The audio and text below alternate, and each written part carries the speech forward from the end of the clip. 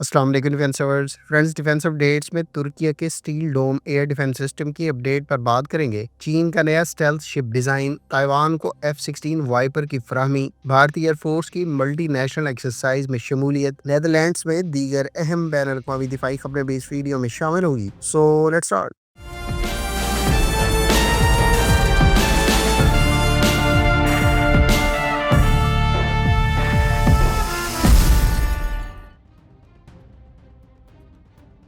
Friends, ترک presidency of defence کی جانب سے ترک کمپنی ایساسان کو $616 ملین کا کانٹریکٹ اوارڈ کیا گیا ہے۔ اس $600 سے زائد ملین کے کانٹریکٹ کے تحت ایساسان کی جانب سے ترکیہ کے اسٹیل ڈوم ایئر ڈیفینس سسٹم کے لیے مختلف طرح کے اکوپمنٹ تیار کیے جائیں گے۔ خیال رہے کہ ترکیہ کی جانب سے اسٹیل ڈوم کا اعلان 2023 میں کیا گیا تھا اور یہ ایک سیکیورٹی امبریلا ہے جو بنیادی طور پر ترکیہ کی ایئر سپیس کو سیف گارڈ کرنے کے لیے مختلف ایئر ڈیفینس سسٹمز، سینسرز اور ویپنز کو unified multi layer defence network میں انٹیگریٹ کرنے کے لیے اس پروگرام کو ترتیب دیا گیا ہے اور یہ اسرائیلی آئرن ڈوم کی طرح multi layer defence network میں کام کرے گا۔ اس پروگرام کو ترک فرم ایساسان کی جانب سے لیڈ کیا جا رہا ہے، جبکہ اس میں راکٹسان اور MKE بھی شراکت دار ہے۔ اس کے علاوہ ٹیوبی ٹیکسیج ریسرچ انسٹیٹیوٹ اس پروجیکٹ میں آرٹیفیشل انٹیلیجنس کو انکارپوریٹ کرنے کے لیے اپنی سروسز پرووائڈ کرے گی۔ خیال رہے کہ ایساسان نے اب سے کچھ عرصہ پہلے ہی Goksur point defence missile system کو لائیو فائر میں ٹیسٹ کیا تھا۔ اس سسٹم کو خاص طور پر sea skimming, anti ship missiles, cruise missiles, aircraft اور ڈرونز کو ڈیٹیکٹ اور انٹرسیپٹ کرنے کے لیے تیار کیا گیا ہے۔ اسی طرح سے 2024 میں ایساسان کی جانب سے اپنے ALP 300G portable early warning radar system کو بھی ٹرکش آرمڈ فورسز کے حوالے کیا گیا۔ یہ سسٹم ترکیہ کی ایریل ریکانسنس، بارڈر سرویلنس اور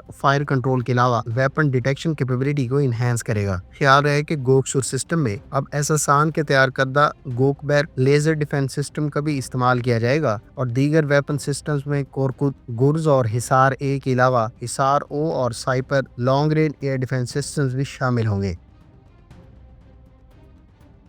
فرینڈز، انڈین ایئر فورس یونان کے زیر اہتمام ہونے والی ملٹی نیشنل ایئر ایکسرسائز میں حصہ لے رہی ہے۔ ہیلینک ایئر فورس کی جانب سے ہوسٹ کی جانے والی اس 2025 کی ملٹی نیشنل ایکسرسائز میں شرکت کے لیے انڈین ایئر فورس کے علاوہ دیگر کئی ایئر فورسز حصہ لے رہی ہیں اور اب سے چند گھنٹے پہلے ہی ہیلینک ایئر فورس کے سورسز کے مطابق قطر کی ایئر فورس کے F-15 ایگل طیارے بھی یونان پہنچ گئے ہیں۔ یہ ملٹی نیشنل ایکسرسائز 31 مارچ سے لے کر 11 اپریل 2025 تک جاری رہے گی، جبکہ اس ایکسرسائز کا فیز 3 11 سے 13 اپریل 2025 کو کنڈکٹ کیا جائے گا۔ اس ایکسرسائز میں اوفینسو کاؤنٹر ایئر آپریشنز اور ڈیفینسو کاؤنٹر ایئر آپریشن کے علاوہ اسٹریٹجک ایئر آپریشنز اور air power contribution to counter land operations کے علاوہ reconnaissance missions, combat search and rescue, time sensitive target manoeuvres کے ساتھ ساتھ high value airborne assets کو انگیج کیا جائے گا۔ اس ایکسرسائز میں ہیلینک ایئر فورس کے علاوہ ہیلینک آرمی اور نیوی کے ایسٹس اور پرسنل بھی حصہ لیتے ہیں۔ اس ایکسرسائز میں جہاں انڈیا اپنے Su-30 اور فرانس اپنے میراج 2000 کے ساتھ پارٹیسپیٹ کر رہی ہے، وہیں اٹلی، پولینڈ، قطر، سلووینیا، اسپین، UAE،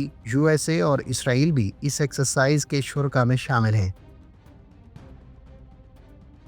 فرینڈز، چین کی پیپلز لبریشن آرمی نیوی کے لیے نیئر فیوچر میں تیار کی جانے والی اسٹیلتھ شپ کی غرض سے ایک اسٹیلتھ ڈیمونسٹریٹر شپ کو سپاٹ کیا گیا ہے۔ وہ کہ چین کی جانب سے حال ہی میں اسٹیلتھ خوبیوں سے لیس ٹائپ 54B کے نام سے ایک فریگیٹ باقاعدہ انڈکٹ کی گئی ہے، جبکہ دوسری سی ٹرائل کے پروسیس سے گزر رہی ہے۔ تاہم حالیہ اسٹیلتھ ڈیمونسٹریٹر کو مختلف ویژنز کے ساتھ کلیئرلی دیکھا جا سکتا ہے کہ یہ شپ شارپلی اینگلڈ اور لو آبزرویبل ڈیزائن کے ساتھ چین کی نیول انوویشن کو ظاہر کرتی ہے۔ خیال رہے کہ چین اپنی نیوی کے لیے جہاں ہیوی کلاس کی ٹائپ 55 ڈسٹرائر بڑی تعداد میں انڈکٹ کر چکا ہے اور باقی انڈر کنسٹرکشن ہے، وہیں نسبتاً کم ڈسپلیسمنٹ رکھنے والی فاسٹ اور ہائیلی ایجائل اسٹیلتھ خوبیوں سے لیس فریگیٹس اور شپس پر بھی تیزی سے کام کیا جا رہا ہے اور ان کو مرحلہ وار چائنیز نیوی میں باقاعدہ انڈکٹ کیا جا رہا ہے۔ ٹائپ 54B شپ کی انڈکشن اور اب اس نئی شپ پر کام کیا جانا چین کی لانگ رن میں نیوی کو مختلف نوعیت کے ویپنز اور سسٹم سے اکوپ کرنے کی عکاسی کرتے ہیں۔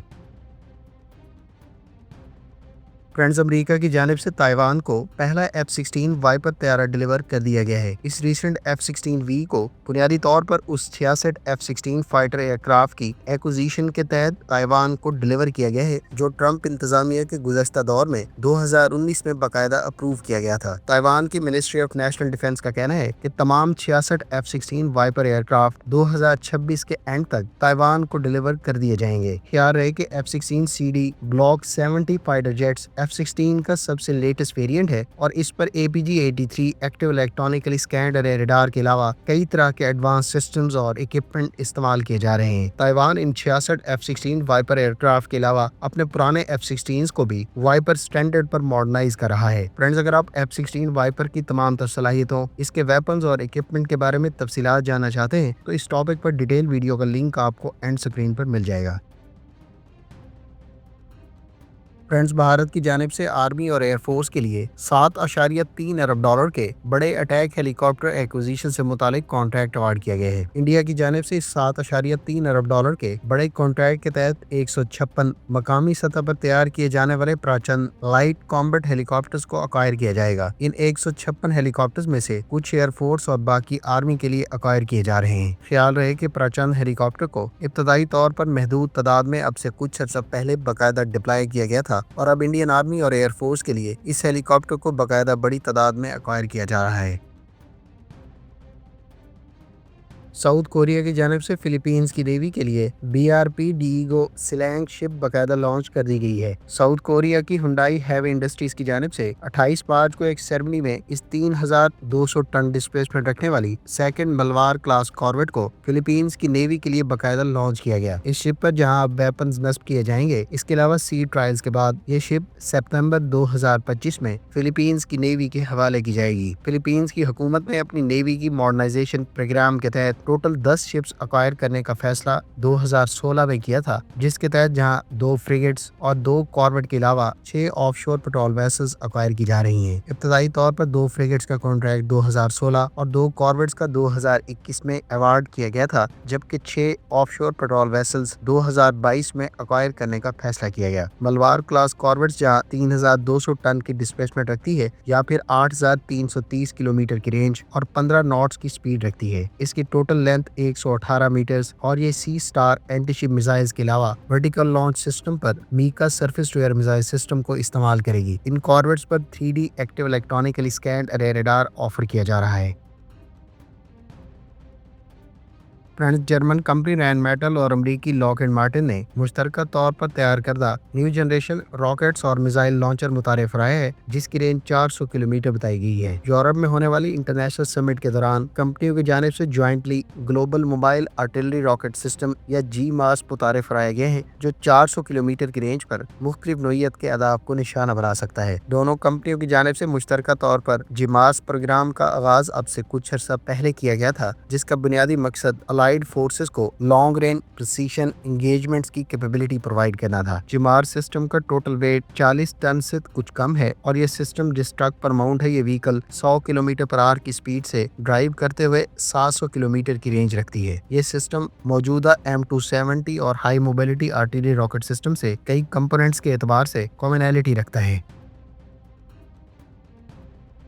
फ्रेंड्स, अमरीकी कंपनी बोइंग की जानिब से US स्पेशल फोर्सेस की कैपेबिलिटीज को फर्दर इनहेंस करने की गर्ज से 5 नए MH-47G block 2 Chinook helicopter deliver कर दिए गए हैं। बोइंग को US special operation aviation command की जानिब से 5 इजाफी हेलीकॉप्टर्स का कॉन्ट्रैक्ट अब से कुछ अर्सा पहले अवार्ड किया गया था, जिसकी टोटल मालियत उस वक्त $240 मिलियन बताई गई थी। इन एडिशनल हेलीकॉप्टर्स की एक्विजिशन के तहत अब US आर्मी की स्पेशल ऑपरेशन एविएशन कमांड के टोटल MH-47G हेलीकॉप्टर्स की 51 हो गई है। US स्पेशल ऑपरेशन फोर्सेस की जानिब से इन तमाम हेलीकॉप्टर्स को 2030 के अवाइल में बाकायदा डिप्लॉय कर दिया जाएगा।